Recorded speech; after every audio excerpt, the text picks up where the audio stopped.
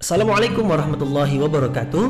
Mari klik subscribe di channel ini dan aktifkan tanda loncengnya untuk mendapatkan update pemberitahuan di video berikutnya.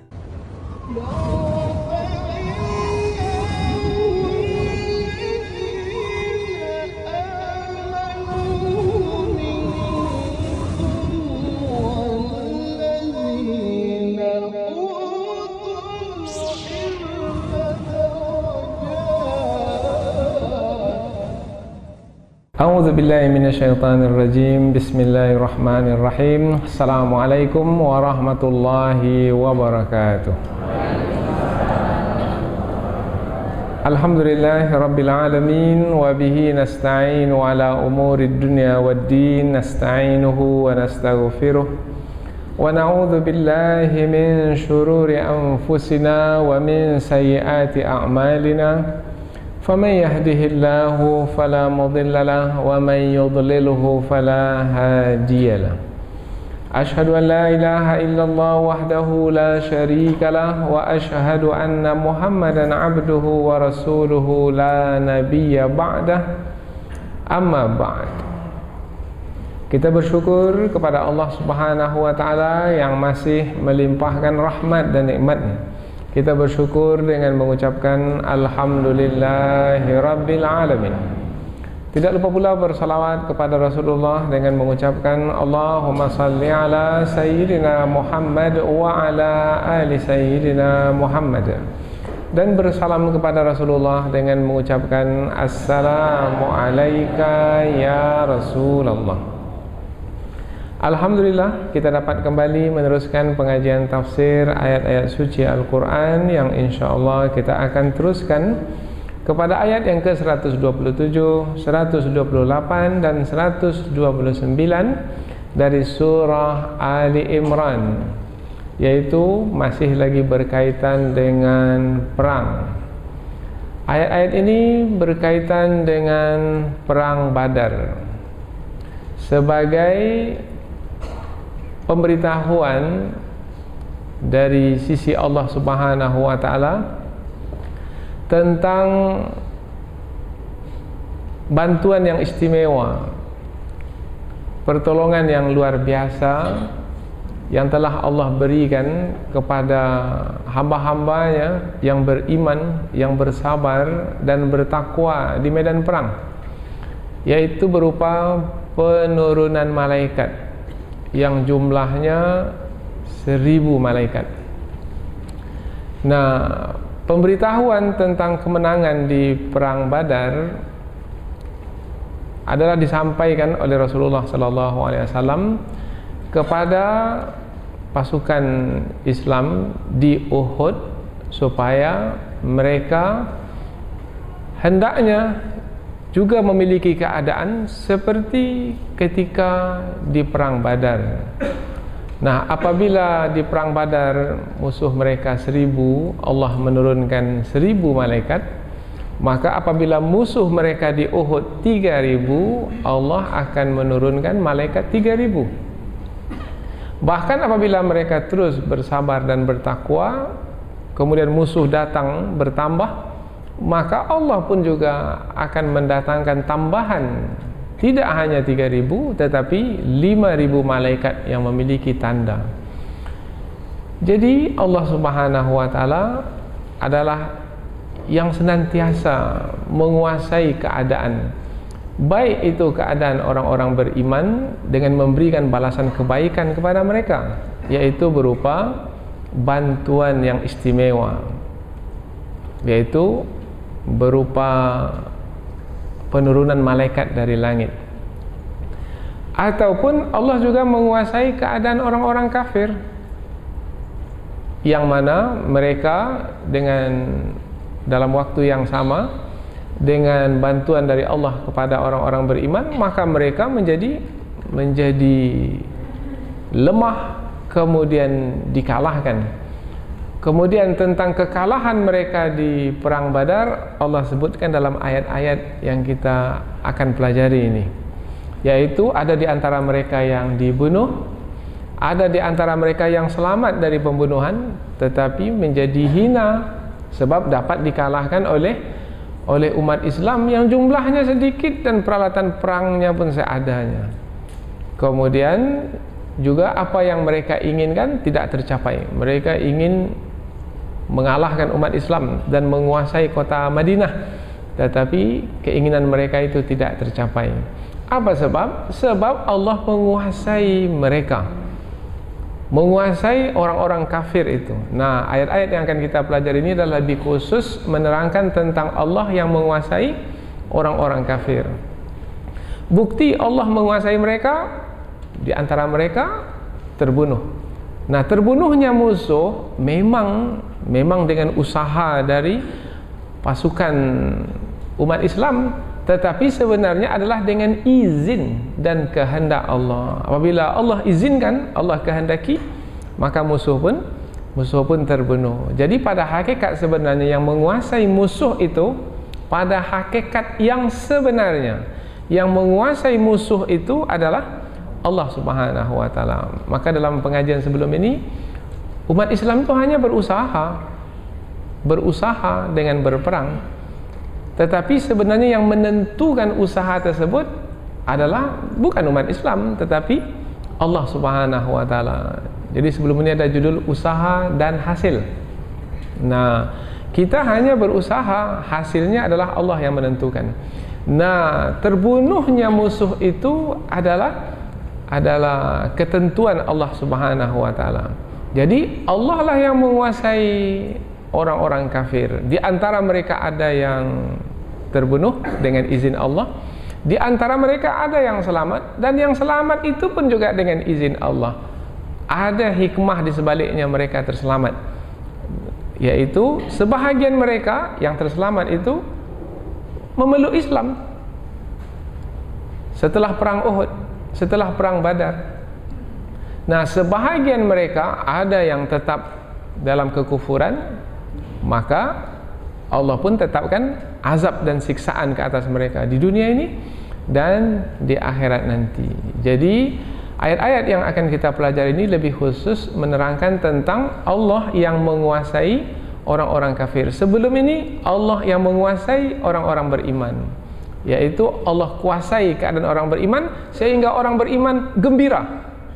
Meskipun mereka dalam perang, mereka gembira karena Allah berikan berita gembira kepada mereka yang membuat mereka gembira, yaitu mereka akan menang. Kemudian Allah kuasai keadaan mereka sehingga menjadi tentram, menjadi tenang. Allah tenangkan mereka meskipun dalam perang jumlah musuh mereka ramai, umat Islam tenang karena Allah yang menguasai keadaan umat Islam. Mereka menjadi tenang, yaitu dengan penurunan bala bantuan dari sisi Allah Subhanahu wa taala berupa malaikat. Jadi kandungan dari ayat-ayat yang kita pelajari ini adalah menerangkan tentang Allah Subhanahu wa taala yang menguasai orang-orang kafir. Sebelum ini Allah menerangkan tentang dirinya sebagai yang menguasai orang-orang beriman. Jadi pada hakikat sebenarnya, apabila kita lihat pertentangan antara orang-orang beriman dengan orang kafir, sebenarnya kalau kita lihat Allah Subhanahu wa taala, dapatlah kita memahami, oh rupanya segala sesuatu sudah ditetapkan oleh Allah Subhanahu wa taala, dan perjalanan peristiwa tersebut pun juga telah ditetapkan oleh Allah, dan hasilnya pun juga telah ditetapkan oleh Allah. Jadi pada hakikat sebenarnya kita ini hanya melakoni saja apa yang telah Allah tetapkan. Hanya saja Allah tidak memberitahukan apa yang akan kita lakukan itu, apa yang akan kita kerjakan itu. Allah tidak memberitahukannya kepada kita. Apa tujuannya tidak diberitahukan? Sebagai ujian. Tetapi semua itu sudah ditentukan di dalam qada dan qadar Allah. Dalam hadis riwayat Imam Muslim disebutkan telah ditulis qada dan qadar itu 50.000 tahun sebelum penciptaan langit dan bumi. Oh, jadi rupanya yang mengatur segala sesuatu, yang menentukan segala sesuatu, yang menguasai segala sesuatu, baik yang menguasai orang-orang beriman ataupun yang menguasai orang-orang kafir adalah Allah Subhanahu wa taala. Kita lihat ayat ini dengan lebih dekat. Allah Subhanahu wa taala berfirman, A'udzu billahi minasyaitonir rajim. Bismillahirrahmanirrahim. Liyaqta'a tarafan minal ladzina kafaru aw yakbitahum fayanqalibu khaibin. Laisa laka minal amri syai' aw yatuba 'alaihim aw yu'adzibahum fa innahum zalimun.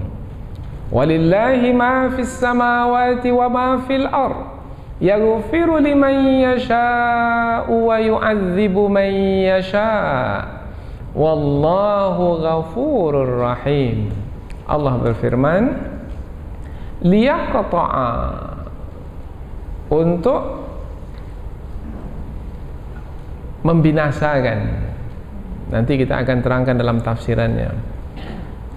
Tarafan, satu golongan, minal ladzina kafaru, dari orang-orang kafir, aw yakbitahum, atau menjadikan mereka hina, fayanqalibu, kemudian mereka pulang, khaibin, dalam keadaan gagal, sia-sia, tidak memperoleh apa yang mereka dapatkan, yang mereka inginkan.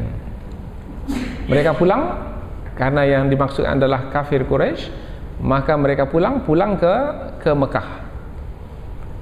Laisa laka, tidak ada bagimu, mu di sini adalah Nabi Muhammad, tidak ada bagimu wahai Muhammad, minal amri, dalam perkara itu atau dari perkara itu, syai', sesuatu apapun. Apa yang dimaksudkan nanti kita akan bahas dalam tafsir. Aw yatuba 'alaihim, atau Allah menerima taubat mereka. Aw yu'adzibahum, atau menyiksa mereka. Fa innahum zalimun, maka sesungguhnya mereka itu adalah orang-orang yang zalim. Walillahi, dan milik Allah, ma fis samawati, apa-apa yang ada di langit, wa ma fil ard, dan apa-apa yang ada di bumi. Yaghfiru liman yasha, Allah mengampuni bagi sesiapa yang Dia kehendaki, wa yu'adzibu man yasha, dan menyiksa sesiapa yang Dia kehendaki. Wallahu ghafur, dan Allah Maha Pengampun, Rahim, Maha Penyayang. Kita lihat dari awal ayat. Penurunan bala tentara berupa malaikat dari langit, selain sebagai memberikan kabar gembira untuk orang-orang beriman dan untuk menenteramkan hati orang-orang beriman, juga adalah untuk membinasakan satu golongan dari orang-orang kafir atau menjadikan mereka hina, lalu mereka kembali ke Mekah dengan tidak memperoleh apa-apa. Tidak ada bagimu wahai Muhammad dalam perkara itu sesuatu apapun, atau Allah menerima taubat mereka atau menyiksa mereka, maka sesungguhnya mereka adalah orang-orang yang zalim. Dan milik Allah lah apa saja yang ada di langit, 7 lapis langit, dan apa saja yang ada di bumi. Dialah Allah yang mengampuni bagi sesiapa yang dikehendaki dan menyiksa bagi sesiapa yang Dia kehendaki. Dan Allah Maha Pengampun lagi Maha Penyayang.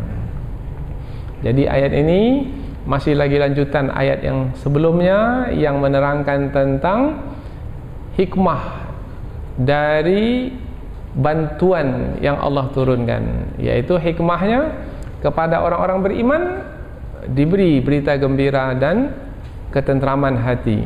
Kemudian bagi orang-orang kafir, sebahagian dibinasakan, sebahagian lagi menjadi hina, kemudian apa yang mereka inginkan tidak tercapai. Kemudian lagi ada hikmah di sebalik semua itu. Kalau yang dibunuh, maka hikmahnya adalah Allah Subhanahu wa taala ingin melemahkan kekuatan musuh. Kemudian ada yang tidak terbunuh, ada yang selamat dari pembunuhan, maka yang selamat itu pula ada hikmahnya, yaitu sebahagian dari mereka memeluk Islam, kemudian sebahagian lagi masih tetap dalam kekufuran, karena sebenarnya semuanya adalah dengan hikmah dari sisi Allah Subhanahu wa taala. Apa yang patut dibuat oleh orang-orang beriman adalah berusaha saja. Apabila Rasulullah dahulu adalah berdakwah, menyampaikan dakwah. Kemudian apabila ada yang menentang dakwah, maka Rasulullah memelihara umat Islam, kemudian meneruskan dakwah. Kemudian apabila sampai kepada berperang, maka apabila peperangan itu adalah untuk memelihara dakwah, Rasulullah pun berperang. Tetapi hasil dari peperangan tersebut itu bukan lagi urusan Rasulullah, itu adalah urusan Allah. Kemudian tentang musuh-musuh Islam atau orang-orang kafir yang menentang umat Islam dalam peperangan, itu pun juga adalah urusan Allah Subhanahu wa taala. Bagaimana mereka, hanya Allah sendirilah yang akan menetapkan apakah akan terbunuh mereka di medan perang, atau mereka menjadi hina, atau Allah terima taubat mereka karena mereka memilih keimanan, memeluk Islam, maka Allah terima taubat mereka, atau tidak mau menerima kebenaran, tetap di dalam kekufuran, kemudian Allah azab mereka, maka itu pun juga adalah ketentuan yang telah ditetapkan. Dan apabila mereka diazab, disiksa, itu bukanlah salah Allah Subhanahu wa taala, adalah salah diri mereka sendiri, karena mereka yang memilih kekufuran.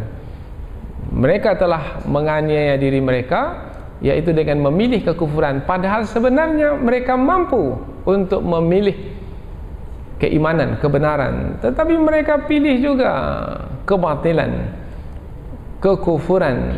Maka mereka telah menganiaya diri mereka, dan apabila Allah mengazab mereka, maka itu adalah karena sebab dari diri mereka sendiri. Nah, nampaklah di sini Allah Subhanahu wa taala sebagai yang menguasai alam semesta, termasuk yang menguasai manusia, baik itu hamba-hamba yang beriman ataupun orang-orang kafir. Ini ringkasan dari tafsir yang akan kita bahaskan dengan lebih terperinci dalam kesempatan ini, insyaallah. Sekarang kita pindah ke tafsir yang lebih panjang. Tujuannya adalah supaya kita lebih dekat lagi dengan kandungan ayat. Mudah-mudahan akan menjadi petunjuk dan bimbingan di dalam hidup kita pula, insyaallah. Di permulaan ayat yang ke-127,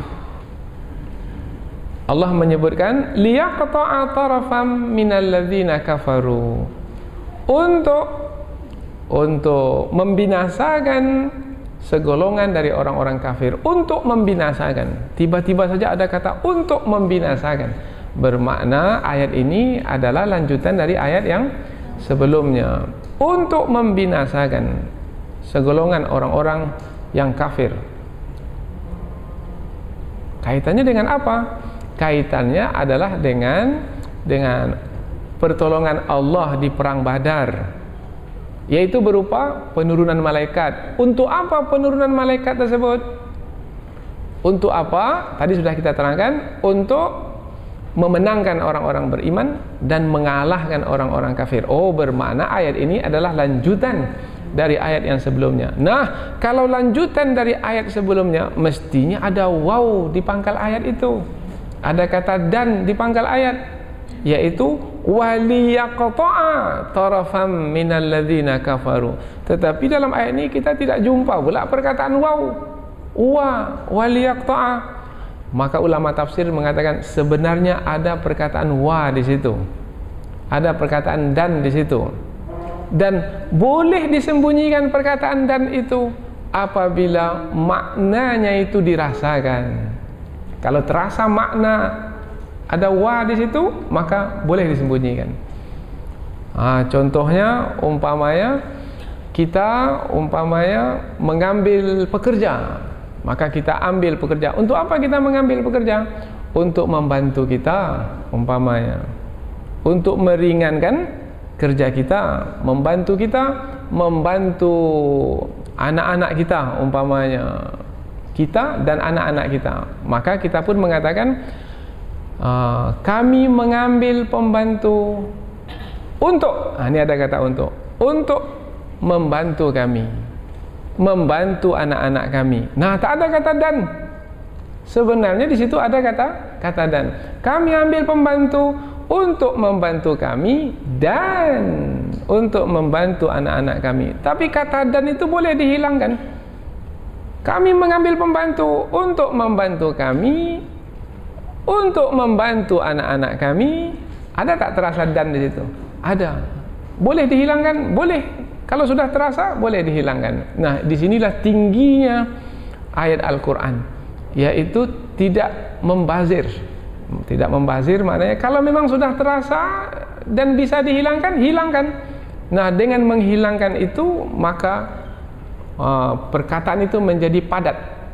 Nah, padatnya perkataan itu tinggilah nilai perkataan tersebut.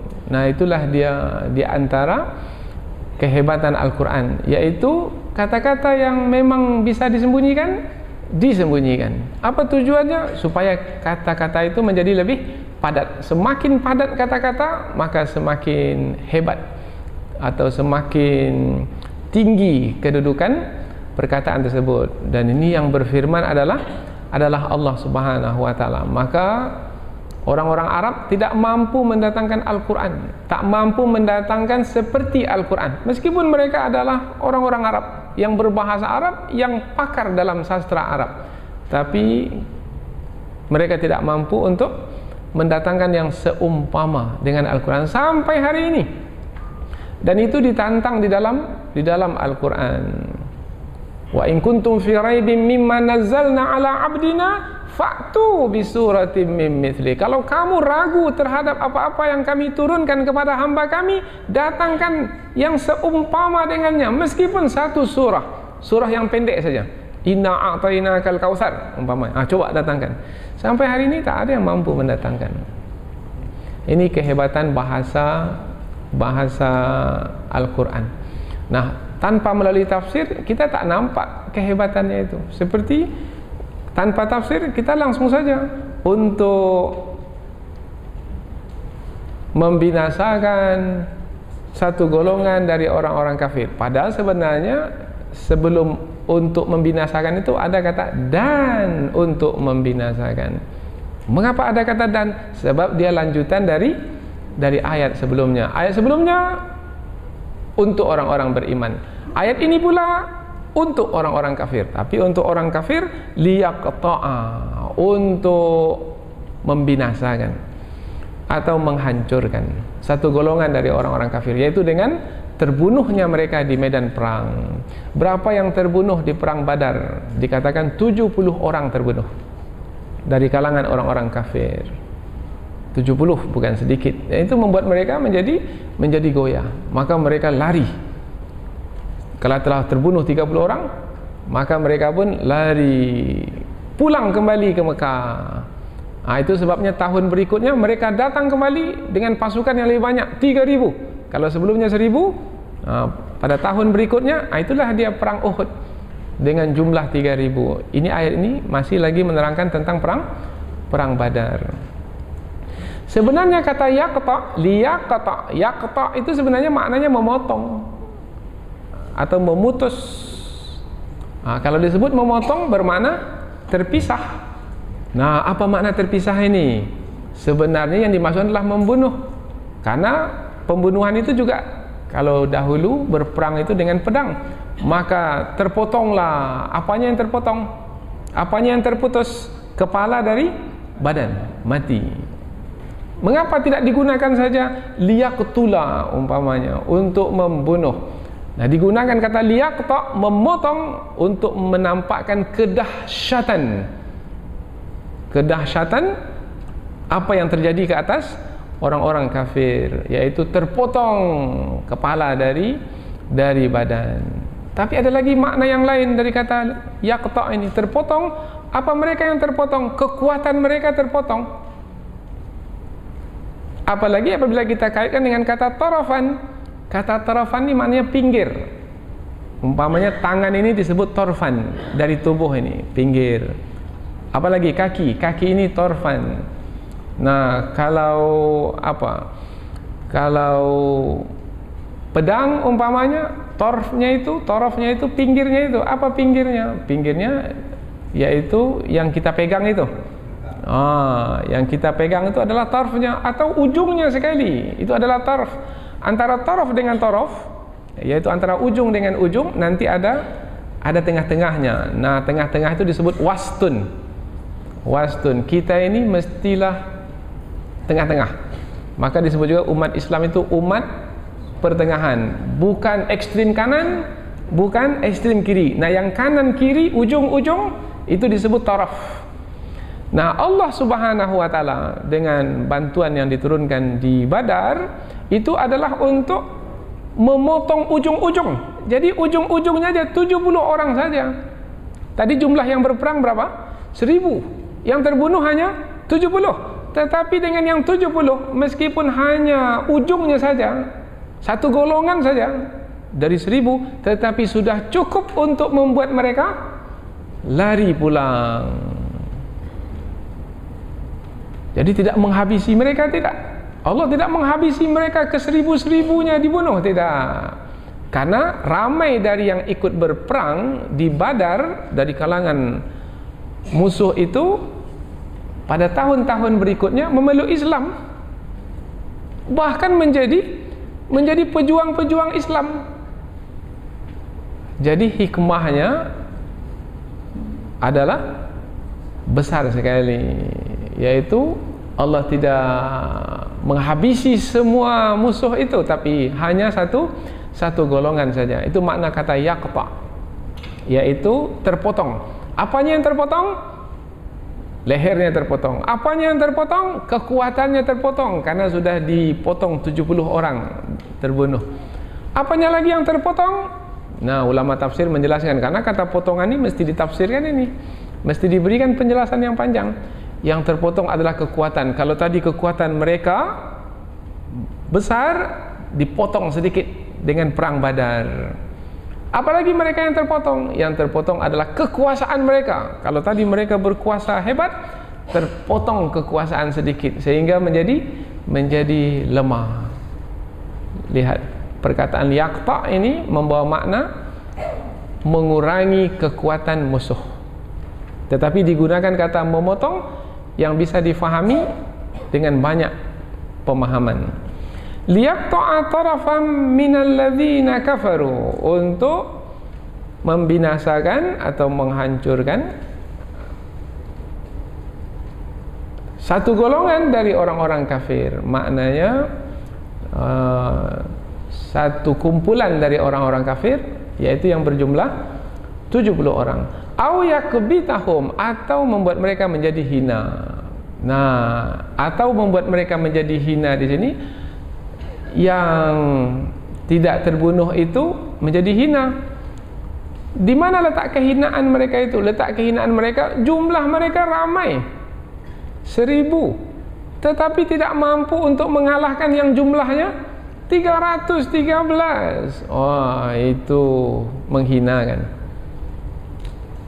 Sama umpamanya dia badan besar, kuat, kemudian berhadapan dengan anak kecil yang tingginya hanya sepinggangnya saja, kurus pula lagi anak kecil itu, tapi dia bisa tumbang di depan anak kecil. Ini kekalahan yang menghinakan. Kalau seimbang kalah wajar, tapi kalau tak seimbang kalah juga, itu tidak wajar, menghinakan. Ini makna kata yakbitahum. Apalagi mereka ini memiliki peralatan perang yang canggih, kemudian persediaan yang banyak. Karena Abu Sufyan memberikan banyak hartanya untuk perang Badar, sementara umat Islam peralatan perang seadanya, kemudian logistik mereka pula hanya cukup-cukup saja, tetapi dapat mengalahkan musuh. Maka musuh pun menjadi hina. Ini makna kata yakbitahum. Ada lagi makna kedua dari yakbitahum ini, yaitu untuk membuat mereka menjadi marah. Nah, kata yakbit itu membuat mereka menjadi marah sekali, yaitu Di mana letak kemarahan mereka? Mereka ingin umat Islam itu hancur, paling tidak lemah, yang akan membawa kepada Islam itu lenyap. Itu keinginan mereka. Tetapi karena kalah dalam perang Badar, Islam menjadi muncul, menjadi kuat, umat Islam menjadi gagah perkasa, maka membuat mereka menjadi marah. Itu makna au yakbitahum. Jadi Allah yang menguasai mereka, membuat mereka menjadi terbunuh. Allah yang membuat mereka menjadi hina dan marah pun juga adalah Allah. Jadi kita ini rupanya hanya berusaha saja. Kemudian tentang keadaan musuh, serahkan sajalah kepada Allah. Sekarang ini ada musuh yang dahulu menjadi pemimpin untuk menghabisi umat Islam di Palestina. Pemimpin dia. Tapi sekarang ini dikatakan mati tidak, dikatakan hidup pun tidak. Sekarang ini dalam koma. Sudah bertahun-tahun koma. Ini pemimpin musuh. Ini siapa yang mengurusinya? Allah yang mengurusinya. Dikatakan mati tidak, dikatakan hidup pun tidak. Musuh itu pun sendiri malu untuk menerangkan keadaan mantan pemimpinnya itu. Pemimpin negara, bukan sembarang orang. Dan pemimpin perang, panglima perang. Tapi berakhir dengan seperti sekarang ini. Sekarang ini masih belum mati lagi. Tapi dikatakan hidup pun juga tidak. La yamutu wa la yahya. Dikatakan mati tidak, dikatakan hidup pun tidak. Ini yang dimaksudkan dengan au yakbitahum. Allah membuat mereka menjadi hina. Fayanqalibu khaibin, lalu mereka kembali ke Mekah, tak mampu lagi menghadapi umat Islam di Badar. Yang mana kembali mereka itu khaibin. Makna khaibin dari kata khaybah. Khaybah itu maknanya adalah inqita'ul amal ala husul syai', yaitu terputusnya harapan untuk mendapatkan sesuatu. Apa harapan kafir Quraisy? Mengalahkan umat Islam. Umat Islam tak terkalahkan. Kehendaknya hendak membunuh Rasulullah. Rasulullah tak terbunuh. Maka mereka pulang ke Mekah khaibin, maknanya sia-sia. Allah hinanya, sangat hina sekali. Nah, bagaimana umat Islam menjadi ragu-ragu menghadapi orang-orang kafir yang memusuhi mereka, sedangkan orang-orang kafir tersebut sepenuhnya berada dalam kekuasaan Allah. Jadi kalau ada umat Islam yang masih ragu-ragu menghadapi musuh, itu dipertanyakan keimanannya kepada Allah. Sama dengan tidak percaya kepada Allah yang menguasai musuh mereka. Ini pengajaran dari ayat. Laisa laka minal amri syai'. Tidak ada bagimu dalam urusan itu sesuatu pun. Ini kepada Rasulullah. Wahai Muhammad, tidak ada bagimu dalam urusan itu sesuatu apapun. Dalam urusan apa? Nah, yang dimasukkan adalah dalam urusan tentang musuh itu. Bukanlah urusan Rasul tentang musuh itu, karena musuh itu berada dalam kekuasaan Allah. Kehendak Allah membuat mereka menjadi terbunuh, kehendak Allah membuat mereka menjadi hina, kehendak Allah membuat mereka pulang ke Mekah tidak memperoleh apa-apa. Itu adalah kehendak Allah. Nah, itu tidak ada urusan dengan Rasul. Yang Rasulullah uruskan adalah berusaha saja dalam perang. Itu saja. Itu makna laisa laka minal amri syai'. Atau juga berkaitan dengan musuh yang terselamat dari pembunuhan. Yang terselamat dari pembunuhan itu juga bukan urusan Rasulullah. Yang mana apakah mereka itu akan memeluk Islam atau tidak memeluk Islam, itu bukan urusan Rasulullah. Karena apabila memeluk Islam, kaitannya dengan hidayah yang mereka dapatkan. Hidayah itu dari siapa? Dari Allah, bukan dari Rasulullah. Maka itu bukan urusan Rasulullah. kemudian mereka itu tetap dalam kekufuran, bermakna tidak dapat hidayah. Nah, apabila tetap dalam kekufuran karena tidak mendapat hidayah dari Allah, itu pun juga bukan urusan Rasulullah. Ini makna laisa laka minal amri syai'. Maka lanjutan ayat, au yatuba alaihim. Ada di antara ulama tafsir memahami makna au di sini, au yatuba alaihim di sini maknanya hatta yatuba alaihim. Hatta itu maknanya sehingga. Tidak ada bagimu dalam perkara itu sesuatu pun, yaitu itu adalah perkara Allah, itu urusan Allah sepenuhnya, yaitu tentang kemenangan yang didapatkan oleh orang-orang beriman atau kekalahan yang diderita oleh orang-orang kafir, sehinggalah Allah menerima taubat mereka. Nah, sehinggalah Allah menerima taubat mereka bermakna urusan taubat mereka itu adalah urusan Allah, itu di tangan Allah. Au yu'adzibahum, atau Allah menyiksa mereka dengan membuat mereka menjadi menderita, itu pun juga urusan Allah. Jadi kita, andaikan kita dapat menawan musuh, kemudian musuh ada di hadapan kita sekarang, maka jangan kita mengambil alih pula hak Allah Subhanahu wa taala sehingga menjadi urusan kita pula, yaitu memaksa musuh itu untuk memeluk Islam. Oh tidak, itu bukan urusan kita itu. Peluk Islam tidak boleh memaksa, la ikraha fiddin, tidak ada pemaksaan dalam beragama, atau menyiksa tawanan, karena itu bukan urusan kita. Menyiksa tawanan, menganiayanya, seperti yang kita saksikan sekarang ini, yaitu musuh menganiaya umat Islam. Yang kita lihat dahulu ada fotonya, yaitu musuh itu membawa anjing, dan anjing itu digunakan untuk menganiaya tawanan perang dari kalangan umat Islam, dan yang melakukannya adalah seorang tentara musuh wanita pula lagi. Nah, ini sangat memalukan, karena memang mereka tidak punya peradaban, tidak punya nilai yang diperjuangkan, sementara di dalam Islam tujuannya adalah peradaban, memanusiakan manusia, membuat manusia itu betul-betul memiliki kemanusiaan. Maka nilai-nilai dari Al-Quran dan As-Sunnah itu yang menjaga. Maka tentang tawanan perang itu tidak ada urusan dari apabila dahulu dari Rasulullah atau sekarang dari kita. Jangan paksa mereka, karena hidayah itu di tangan Allah. Jangan paksa mereka untuk memeluk Islam, dan jangan pula siksa mereka, karena mereka itu adalah tawanan perang yang sudah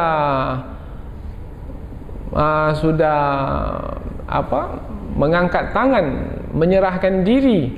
Maka janganlah orang yang sudah lemah itu dianiaya dan disiksa. Nah, yang untuk menyiksa mereka, silahkan sajalah kepada Allah bagaimana Allah menyiksa mereka. Fa innahum zalimun, andai pun Allah menyiksa mereka karena mereka tidak mau memeluk Islam, kemudian Allah menyiksa mereka, maka sebenarnya bukan Allah yang menyiksa mereka, mereka sendiri yang menyiksa diri mereka sendiri. Fa innahum zalimun, maka sesungguhnya mereka sendiri yang menganiaya diri mereka, karena hidup ini adalah ujian, yaitu Allah telah tetapkan bahwasanya kita ini akan diuji oleh Allah ketika hidup di dunia ini, yaitu memilih keimanan, berhasil dalam ujian, memilih kekufuran, gagal dalam ujian. Nah, mereka itu adalah orang-orang yang memilih kekufuran, maka gagal dalam ujian. Karena gagal dalam ujian, maka layaklah untuk mendapatkan azab dan siksaan. Sama juga sekarang ini, anak-anak kita diuji dengan ujian di sekolah, kemudian dia lulus, dapatlah naik tingkat, umpamanya bisa pindah ke perguruan tinggi. Ada anak kita yang dia gagal ujian, tak bisa meneruskan sekolah. Nah, dengan kelulusan yang rendah itu, sengsaralah dia, dapat pekerjaan yang berat-berat, menjadi buruh kasar. Maka dia menganiaya dirinya sendiri,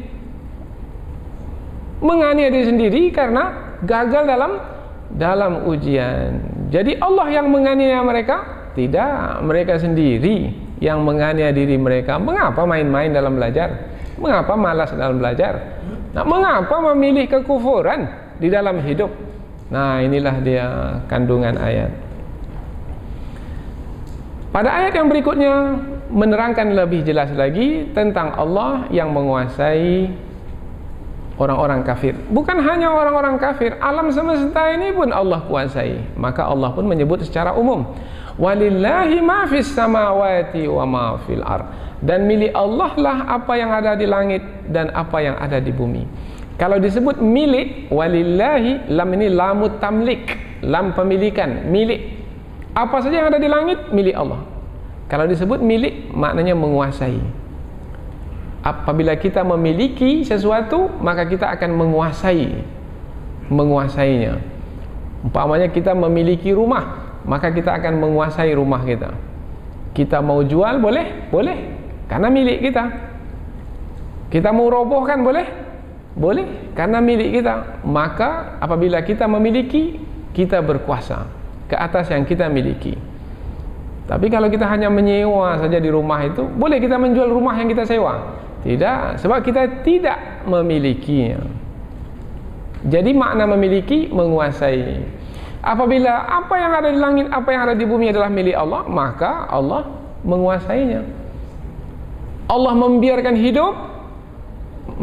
hidup orang-orang kafir itu memang kuasa Allah. Allah menguasainya. Apabila Allah menetapkan mereka terbunuh, Allah pun juga menguasai mereka. Orang-orang kafir tak akan mungkin mampu menentang kehendak Allah, sebab mereka itu adalah milik Allah.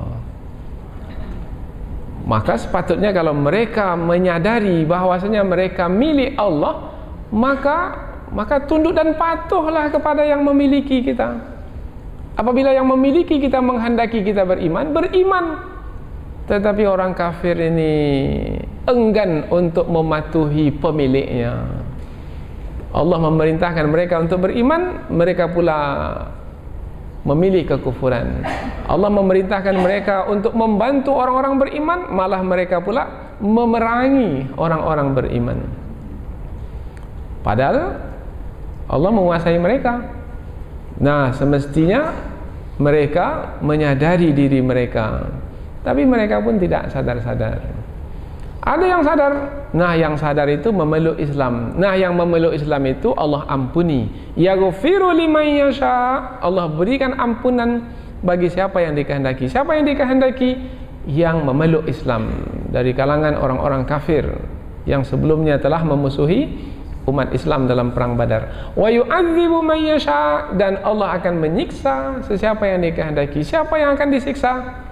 Yang tidak mau memilih kebenaran, tidak mau memeluk Islam, masih juga memilih kekufuran, maka siksaanlah untuk mereka. Itulah tanda keadilan Allah. Yang berbuat baik diberi kebaikan, yang berbuat buruk maka akan menerima keburukan. Tetapi apabila kita perhatikan ayat ini, Allah menyebut yaghfiru, Allah mengampuni. Setelah itu barulah Allah menyebut yu'adzibu, menyiksa. Allah sebut mengampuni dulu baru menyiksa. Bermakna apabila disebut mengampuni dulu baru menyiksa, nampaklah kasih sayang Allah kepada manusia, termasuk kepada orang-orang kafir itu sendiri. Kasih sayang Allah, Allah akan ampuni kalau mau memeluk Islam. Allah sebut kata mengampuni terlebih dahulu karena kasih sayang Allah mendahului murka Allah. Sabaqat rahmati ghadabi, dalam hadis qudsi, sesungguhnya rahmatku itu mendahului kemurkaanku. Jadi diberi tangguh, tidak segera dibunuh dalam perang Badar semuanya, diberi tangguh, yang lainnya diberi tangguh supaya mau memeluk Islam. Tapi tak mau juga memeluk Islam. Kalau kita bawa kepada umat Islam pada hari ini, masyarakat Islam pada hari ini, diberi tangguh sampai umur 60, 70 belum juga dimatikan lagi.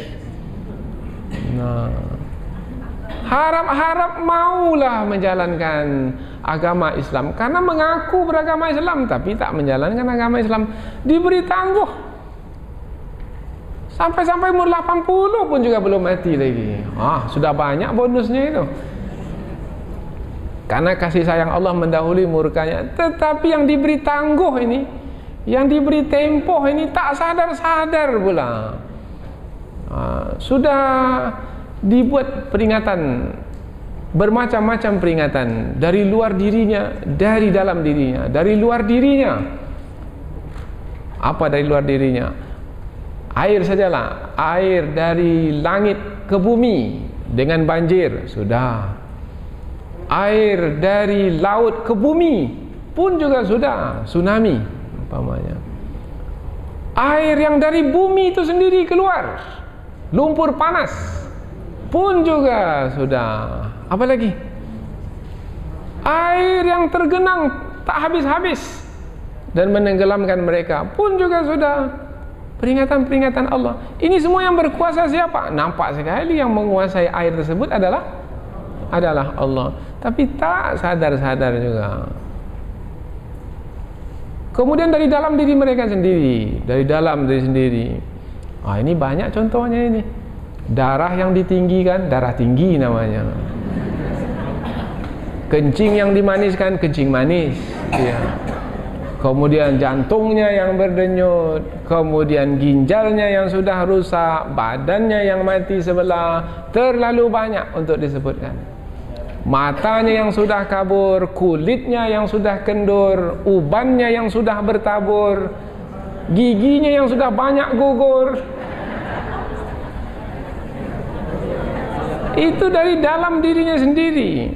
Masih Allah beri tangguh. Mudah-mudahan dia mau memeluk Islam, mau memilih kebenaran, tetapi rupanya tak mau juga, bermakna memang tidak mendapat hidayah dari Allah, maka layaklah baginya untuk diazab. Wa yu'adzibu man yasha wallahu ghafurur rahim. Dan Allah Maha Pengampun lagi Maha Penyayang. Ditutup dengan dua nama Allah ini, Maha Pengampun, Maha Penyayang, untuk memberikan penegasan bahwasanya ampunan dan kasih sayang Allah itu adalah didahulukan dari kemurkaan Allah bagi sesiapa yang mau memperhatikan perkara ini. Nah, inilah dia ayat yang menerangkan tentang Allah yang menguasai orang-orang kafir dan hikmah di sebalik penguasaan Allah terhadap orang-orang kafir.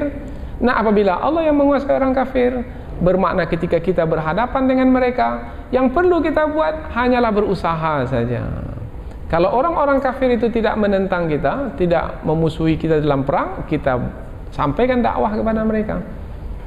Tak mau dengar sekali, 2 kali. Tak mau dengar 2 kali, 3 kali. Sampai berapa kali? Sampai mereka mati atau kita mati. Bermakna tidak ada batas waktu. Kemudian mereka termasuk ke dalam golongan orang-orang yang memusuhi kita sampai ke tahap memerangi kita, kita pun juga mempertahankan diri. Sehingga terlibatlah kita perang dengan mereka. Jadi perang kita itu mempertahankan diri, bukan kita yang memerangi mereka. Mereka yang memerangi kita, kemudian kita mempertahankan diri. Sehinggalah tercapai satu perjanjian untuk tidak perang memerangi. Nah, apabila mereka memerangi kita, kita pun memerangi mereka. Kemudian hasilnya serahkan saja kepada Allah, karena mereka itu dikuasai sepenuhnya oleh Allah Subhanahu wa taala. Maka apa yang patut dilakukan oleh orang-orang beriman setelah berusaha adalah menyerahkan urusan itu atau usaha yang dilakukan itu kepada Allah sepenuhnya, karena Allah lah yang memiliki apa saja yang ada di langit dan apa saja yang ada di bumi, termasuk kita orang-orang beriman dan mereka orang-orang kafir. Mudah-mudahan apa yang kita pelajari ini ada manfaatnya insyaallah. Subhanakallahumma wa bihamdika asyhadu an la ilaha illa anta wa astaghfiruka wa atubu ilaik. Wassalamualaikum warahmatullahi wabarakatuh.